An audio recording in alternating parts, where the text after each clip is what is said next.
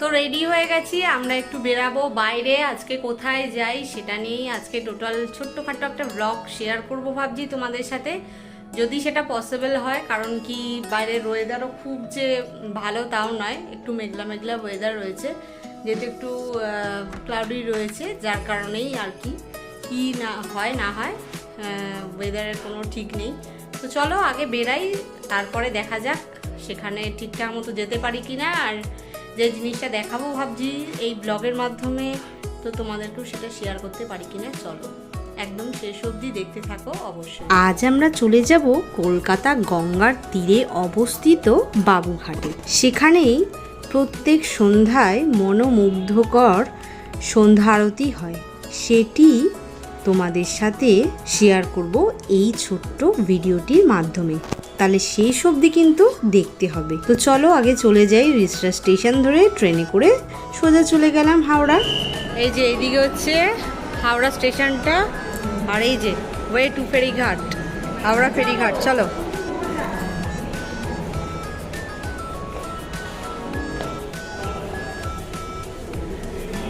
আমরা এখন সোজা যাচ্ছি বাইরের দিকে, চলো গিয়ে দেখাচ্ছি। এই যে আমরা এখন চলেছি, আমাদের সাথে এসে ননদ আর নন্দাই, আর এই যে আরেকজন বড় মাসাই। এই যে আমার মাথা কেটে গেছে। ফেরিঘাটে টিকিট কাটা হয়ে গেছে, পার হেড 6 টাকা করে এখানে টিকিট। বাবুঘাট কলকাতার অন্যতম ঐতিহাসিক একটি ঘাট। এটি একদম গঙ্গা নদীর তীরেই কিন্তু অবস্থিত এবং প্রত্যেক দিন এখানে অসংখ্য মানুষ কিন্তু বেড়াতে আসে। আবার কেউ কেউ এই গঙ্গার পাড়ের সৌন্দর্যকে উপভোগ করতেও কিন্তু আসে। সন্ধ্যা নামার সাথে সাথেই পুরো ঘাট কিন্তু আলোয় আলোকিত হয়ে ওঠে। লঞ্চ এখন ছেড়ে দিয়েছে আমাদের, ঘাটে পৌঁছে তারপরে দেখাচ্ছি। চলো বাবুঘাটে যাবো। এই আরতি কিন্তু কোনো ধর্মীয় অনুষ্ঠান কিন্তু শুধু নয়, এটি ভক্তি, শান্তি ও আধ্যাত্মিকতার এক অপূর্ব মিলন। নেমে গেছি আমরা চাঁদপাল ফেরিঘাট, মানে বাবুঘাটে। এবার যাই সামনে, এগানো যাক। চলো। অনেকেই কিন্তু বেনারস বা বারাণসীর এই গঙ্গা আরতির কথা জেনে থাকবেন, কিন্তু এখন এই বাবুঘাটেও কিন্তু অত্যন্ত সুন্দরভাবে এই সন্ধ্যা আরতি প্রতিদিন কিন্তু অনুষ্ঠিত হয়, যা ক্রমশ ধীরে ধীরে কিন্তু জনপ্রিয় হয়ে উঠছে চারিদিকে। আর এই আরতির সময় হচ্ছে সন্ধে 6:30। প্রত্যেক দিন সন্ধে 6:30 এই আরতি তোমরা আসলে কিন্তু এই বাবুঘাটে দেখতে পাবে। তবে ঋতুভেদে কিন্তু এখানের আরতির সময়সূচি কিন্তু খানিকটা বদলাতে পারে। আর এই হচ্ছে এখানে দেখো সিটিং এরিয়া, তোমরা চাইলে বেশ খানিকক্ষণ আগে হাতে সময় নিয়ে কিন্তু চলে আসতে পারো, তবে কিন্তু এই সিটিং এরিয়ায় বসার জায়গা পাবে। নালে মানুষজন অনেক আগে থেকেই কিন্তু এখানে আর কি বসতে শুরু করে দেয়, যার কারণে জায়গাটা ওখানে ভরাট হয়ে যায়। আর এই যে দেখতে পাচ্ছ, আর কিছুক্ষণ পরে যেটা আরতির জায়গাটা, এখানে কিন্তু পর পর দেখো 11টি কাউন্টার রয়েছে মোট।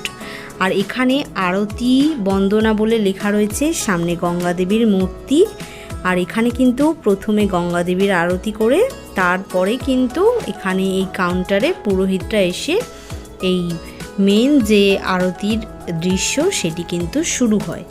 তো এই যে দেখতে পাচ্ছ এখন কিন্তু সামনে সিটিং এরিয়াটা পুরো ফুল হয়ে গেছে, যার কারণে আমরা কিন্তু সাইডে বসবো। আর এখানে কিন্তু প্রস্তুতি পর্ব শুরু হয়ে গেছে। দেখো এখানে কিছু কিছু জিনিস কিন্তু এই প্রত্যেকটা আরতি কাউন্টারে কিন্তু রাখা শুরু হয়ে গেছে, ধূপ ধুনো আরও বাকি আরতির আনুষঙ্গিক জিনিসপত্র, এগুলো কিন্তু প্রস্তুতি শুরু হয়ে গেছে। আচ্ছা, তোমাদের আরেকটি ইনফরমেশন দিয়ে রাখি যে আরতি শুরু হওয়ার আগে কিন্তু ওনারা জিজ্ঞেস করেন কারা কারা গঙ্গায় সংকল্প আর কি করবে। তো সেই মতন আর কি সংকল্প এখানে শুরু হয়। তো যারা যারা ইচ্ছুক তারা তোমরা এখানে সংকল্প কিন্তু করতে পারো। আর এখানে যত সম্ভব, তবে আমি শিওরভাবে বলবো না, যত সম্ভব মনে হলো যে আরতির আগে যে গঙ্গা সংকল্পটি হয় তার জন্য কিন্তু কোনো মূল্য নেওয়া হয় না। আর আরতি শেষে কিন্তু প্রসাদ বিতরণ করা হয়, শুকনো প্রসাদ দেওয়া হয়।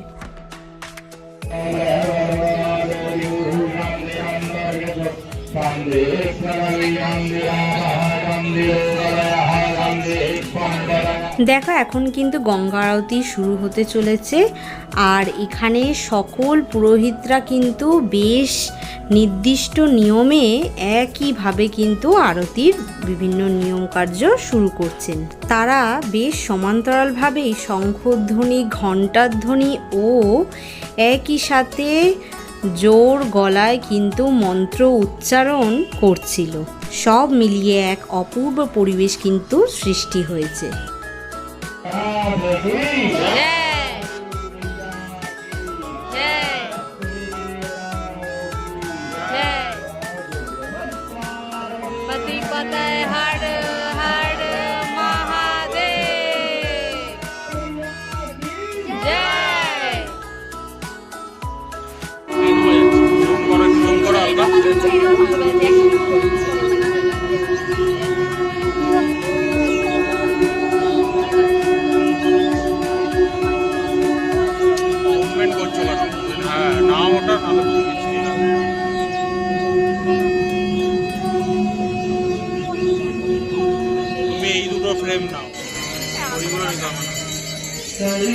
এটা তো দেখা যাচ্ছে না।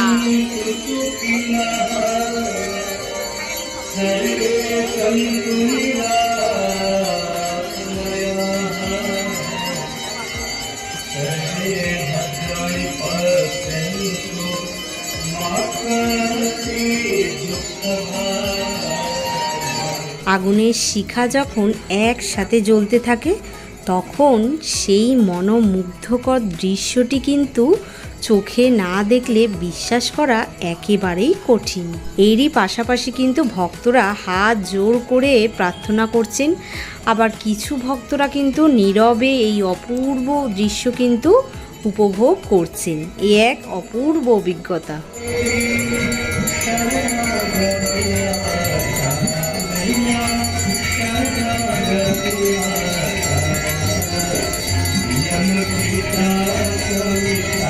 ব্যক্তিগত অনুভূতি যদি তোমাদের সাথে আজকে শেয়ার করি তবে বলবো আজকের এই সুন্দর অভিজ্ঞতাটি অসাধারণ লেগেছে আমার কাছে।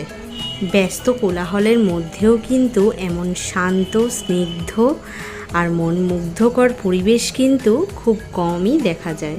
যদি কখনো এই কলকাতায় আসা হয় কোনো কারণবশত, তাহলে অবশ্যই এই বাবুঘাটে সন্ধ্যা আরতিটি দর্শন করে যাবে, কারণ ভীষণ ভালো লাগবে এখানের এই সন্ধ্যা আরতিটি। আমি নিশ্চিতভাবে বলতে পারি এই আরতি এখানের একটি সুন্দর পরিবেশ কিন্তু তোমার মনকে শান্ত এবং স্নিগ্ধ করে তুলবে, আর এটি সত্যি স্মৃতির পাতায় কিন্তু ভোলা যাবে না।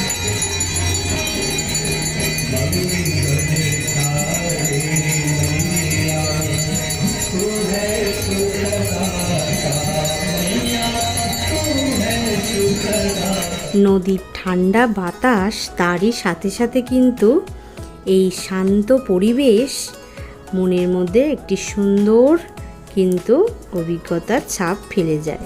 ভিডিওটি তাহলে শেষের পর্যায়ে চলে এসছে, মানে শেষের কাছাকাছি।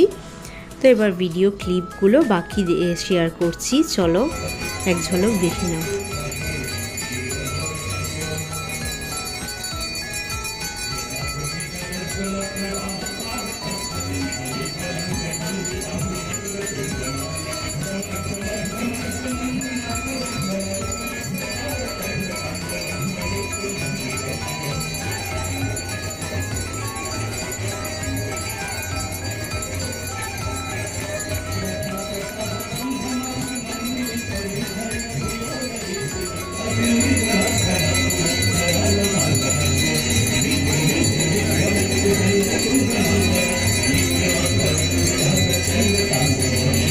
তাহলে এবার তোমাদের বলে দিই যে তোমরা কিভাবে আসবে এই সন্ধ্যা আরতি দর্শন করতে। তোমরা প্রথমে ট্রেনে করে হাওড়া স্টেশন আসবে, হাওড়া স্টেশনে এসে হাওড়া ফেরিঘাট পার হয়ে চাঁদপাল ঘাট বা তোমরা বাবুঘাটে আসবে।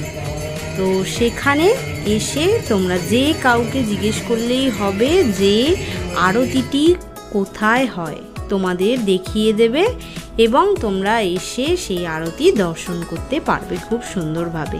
আর একটু হাতে সময় নিয়ে আগে যদি আসো তবে বলবো তোমরা 6:30 থেকে যেহেতু আরতি শুরু হয়, তাই 5:30টার দিকে আসলে তোমরা কিন্তু বসার জায়গাটিও পেয়ে যাবে, না হলে ওই যে বললাম জায়গা কিন্তু ভর্তি হয়ে যায়।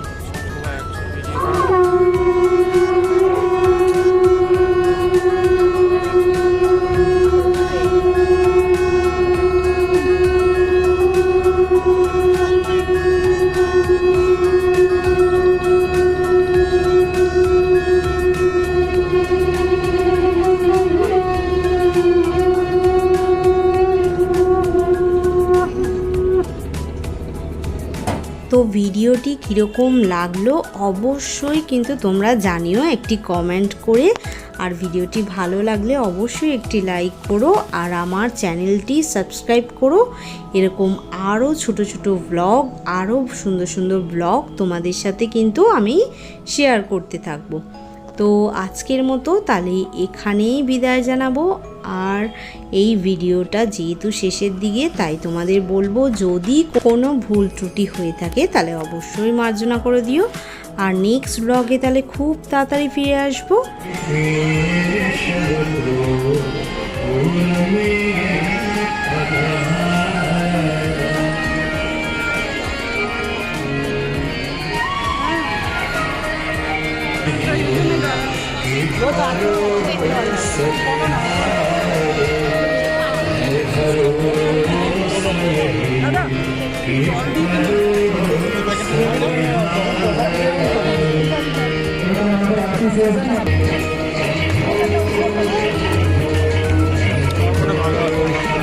আমার নাইট মোডটা খুব ভালো। ফোনটাতেও ভালো আছে। ওর ফোনটা একটু